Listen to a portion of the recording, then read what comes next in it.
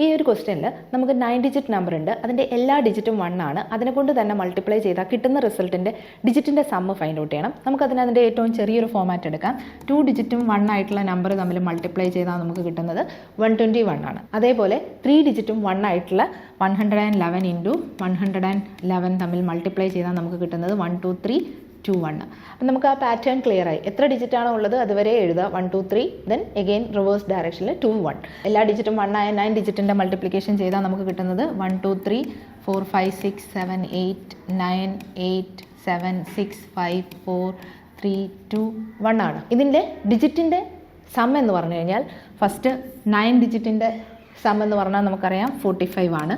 അതേപോലെ നമുക്ക് first 8 നമ്പേഴ്സിൻ്റെ some എന്ന് പറഞ്ഞു കഴിഞ്ഞാൽ 36 ആണ്. ഇത് രണ്ടും സം ചെയ്ത് കഴിഞ്ഞാൽ നമുക്ക് 81 ആണ് കിട്ടുക.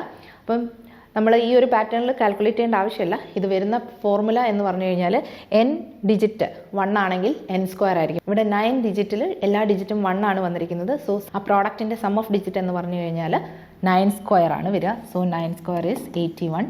സോ തേർഡ് ഓപ്ഷൻ ആണ് കറക്റ്റ് ആൻസർ.